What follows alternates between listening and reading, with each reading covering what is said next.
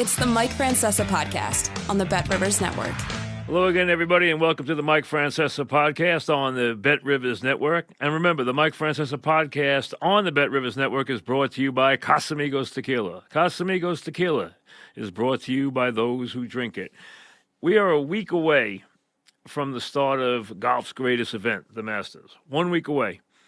And golf, as it arrives at its Augusta shrine, is in dreadful, even critical shape.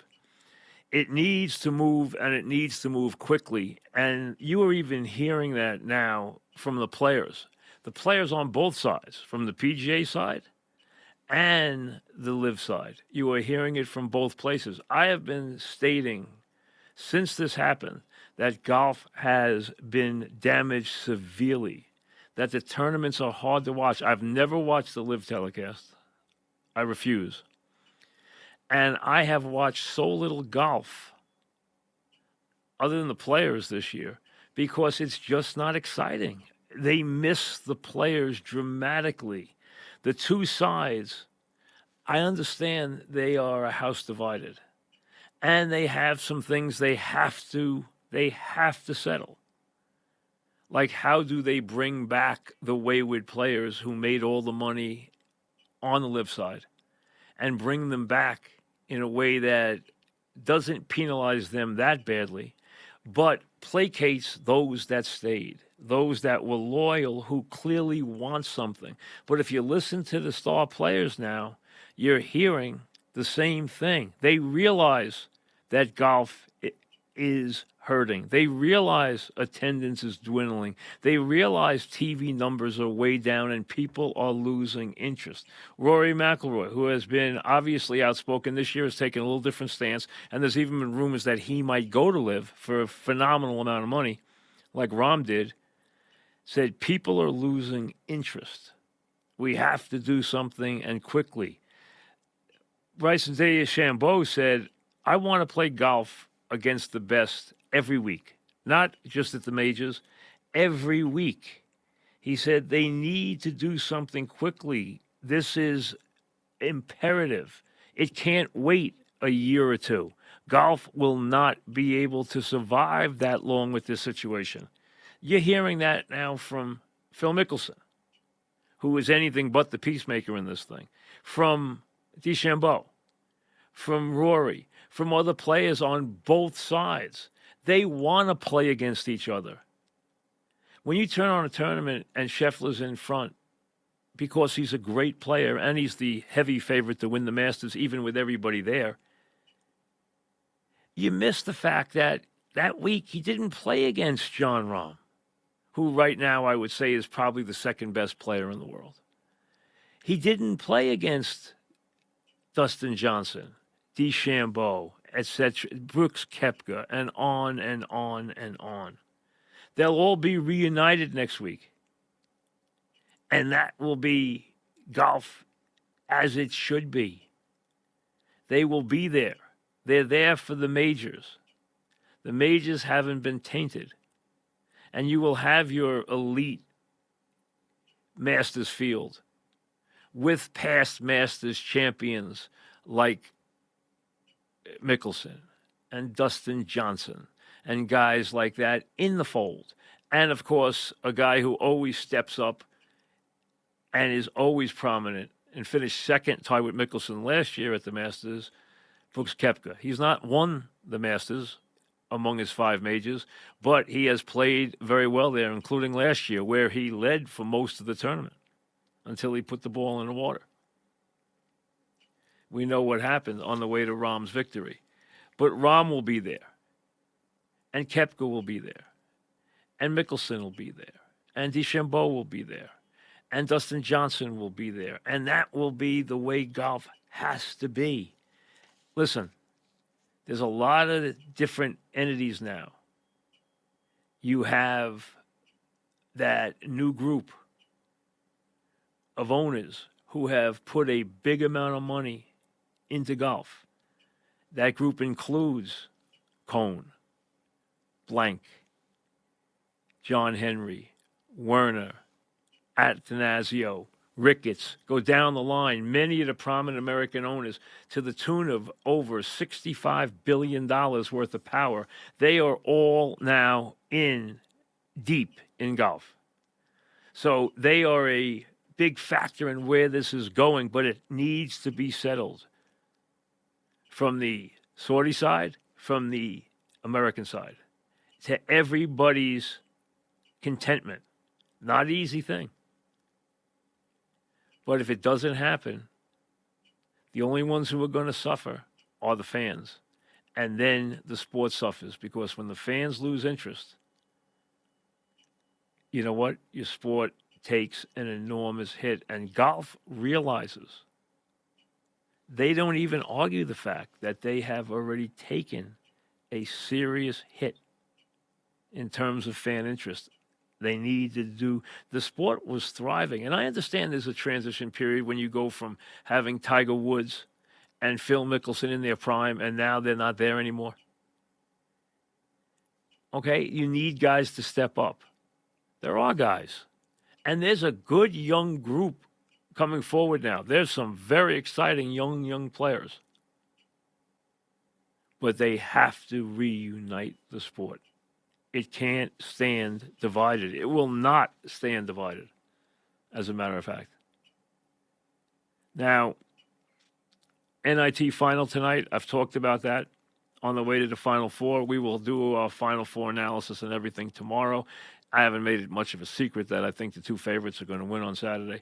But I'll give you the whys and wherefores tomorrow when we do our podcast. Now, and I'll also preview the Yankee opener, as the Yankees will come home off yesterday's victory. A little shaky, almost blew two-run leads. Finally got a big hit out of Verdugo, who has been struggling. But, hey, it's early in the season. Judge has been struggling, too. He homered yesterday. Verdugo hit what should have been the game winner. It didn't. It tied it up, and then they came back. And with another Judge hit, opened it up in 1-6-5. So the Yankees have a great road trip at 6-1 and come home tomorrow in what should be sunny but very chilly skies. But they will get the game in. It will not be a problem. But the NIT final tonight, a good one. Seton Hall, a 3-point underdog to Indiana State. Two teams that should have been in the NCAA field, that deserve to be in the NCAA field, who want this championship and have played terrific basketball throughout the NIT. They now meet in what is, without question, a favorable setting for Indiana State. The game is in Hinkle, which is in Indianapolis, so you're going to have a huge Indiana crowd. The line reflects that. I think it's going to be a very good game. I think it'll be a very contentious game. Indiana State is an offensive team. Seton Hall is a defensive team. Indiana State moves the ball terrifically. They can kill you from three. They can make a lot of threes. Seton Hall is erratic from three. They're an erratic shooting team, but they will hurt you on the backboards, and they will play relentless defense. Both sides are very well coached. I think Hall ekes it out. And I think the difference is going to be the outside shooting of Dawes. I think they will have trouble stopping him, and I think he will turn out to be the key guy in the Seton Hall offense. That and the Seton Hall's board play and defense will lead them to an NIT title, I think, tonight in a close game. So I'm taking Seton Hall, the underdog, in that game. You know, I save the NBA usually unless something's going on, until the playoffs. But what a bizarre occurrence last night. It deserves mention. Most of you probably have never heard of Malachi Flynn. Why would you? He's a journeyman backup point guard playing on the Pistons, who were dreadful. He came off the bench last night, played 34 minutes. This backup guard on a terrible team, and became the third player in the history of the NBA to score 50 points off the bench in a game. So it has happened 3 times. Jamal Crawford did it. Nick Anderson did it. They were both pretty prominent players. Flynn's not. His scoring average for his career is 5.2. He's been a journeyman. He's bounced around. He actually had a cup of coffee, played 14 games for the Knicks. Came off the bench last night, played 34 minutes, scored 50 points, and he didn't do it by throwing up 1,000 shots. He was 18 to 25 from the floor, 9 to 12 from the foul line, and made 5 out of 9 threes in that 25 shots. I mean, this backup point guard just got unconscious. 50 points from a guy who is a 5.2 career scorer. An absurd ball game. Played 34 minutes, had 6 rebounds, 5 assists, 50 points off the bench. Now, of course, the Pistons lost because they always lose. We know that.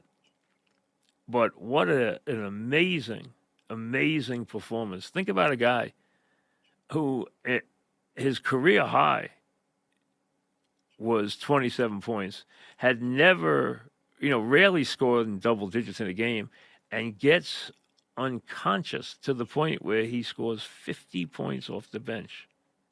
I just thought that was a absolutely crazy, crazy performance, and one that deserves a little notice. Now, today it looks like it's clearing. It's cold. It looks like the rain, after all the rain and wind, has completed what it was going to do in terms of flooding and knocking down trees and everything else because it was really windy. It looks like the rain is on its way out, and all we'll have today is a cold April day with winds about 20 miles an hour and a temperature at noon of about 40 degrees. Wind chill probably around 30 degrees. Not exactly conducive to baseball, but for the Mets, that's actually pleasant conditions. Let's just say this. As the 0-4 Mets try to get in a doubleheader today against the Tigers before they hit the road and complete what has been in every way with the addition of a real smack from Mother Nature since they've had 3 rainouts, has been just as dreadful a start as you could possibly have. Every bit of luck has been bad. Anything that could go wrong has gone wrong. They're 0-4. They're a listless 0-4. And they've struggled all week to try and get some games in.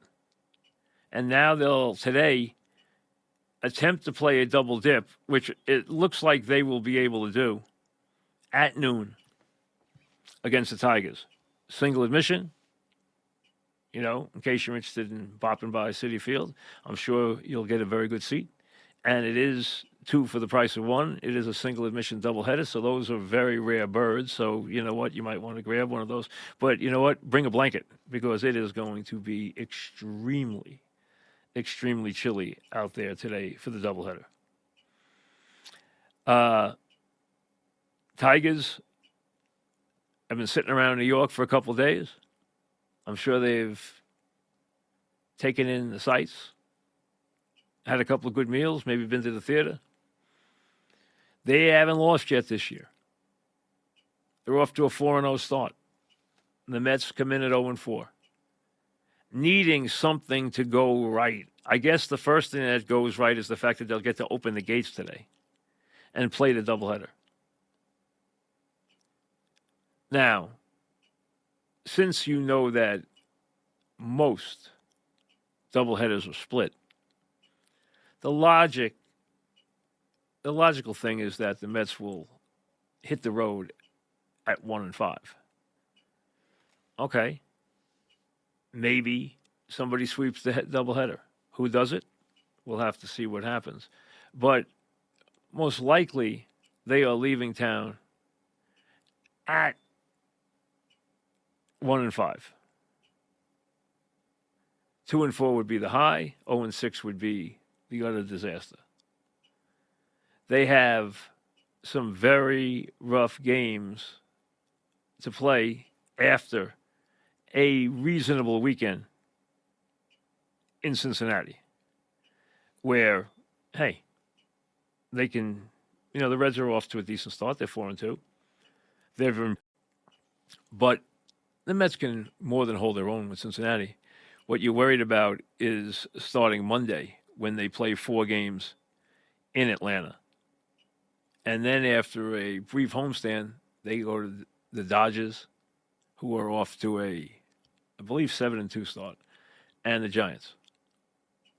Very an early West Coast swing, never easy. Playing in those parks, never easy. So the Mets, as they try to right the ship in these next couple of weeks, are going to play 10 games in Atlanta, Los Angeles, and San Francisco. Not exactly what the doctor ordered. So you hope for the best today. A double dip out at Citi Field. They shouldn't see any more rain, but they are going to deal with some cold and some wind. So it's not going to be the best of conditions, but at least they'll be able to play. And this nightmarish thought hopefully will take a turn for the better. Because, let's be honest, it can't get much worse. The Yankees have the day off. They will open a homestand tomorrow with the home opener against the Blue Jays. And, of course, this weekend we have the Final Four. You've probably heard that mighty UConn ran into the most opposition that they've run into so far in the tournament when they couldn't get a plane for a variety of reasons, staffing, some mechanical stuff, whatever. They couldn't get their charters on the way to Arizona, and they waited all day yesterday around the airport and weren't very happy about that since the NCAA is in charge of all that travel. They evidently arrived today in Arizona early in the a.m., like 4 o'clock in the morning. So they are a little off their schedule, which I think they can get back on track by Saturday. You'll see them obviously at the shoot-around tomorrow when each team does its hour, the Friday ritual in front of the fans, and then they get ready for Game 2, which they will play against Alabama on Saturday evening after Purdue and NC State play Game 1 in the early evening. So the Final Four set, but UConn, like I said, they haven't had a inkling or an iota of opposition so far in this tournament.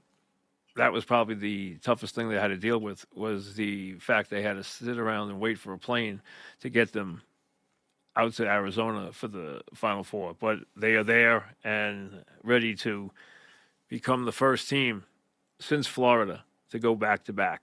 Like I said, we'll analyze those games tomorrow and preview the Yankees, who will come home a very, very impressive 6-1 tomorrow against the Blue Jays with Stroman on the mound for the Yankee home opener. I know you Yankee fans will be waiting to greet Soto and all your favorites and newcomers like Verdugo, etc., with Stroman on the hill tomorrow as the Yankees open their season on what should be chilly and sunny skies at Yankee Stadium. We'll see you tomorrow. Thanks for listening to the Mike Francesa podcast on the Bet Rivers Network.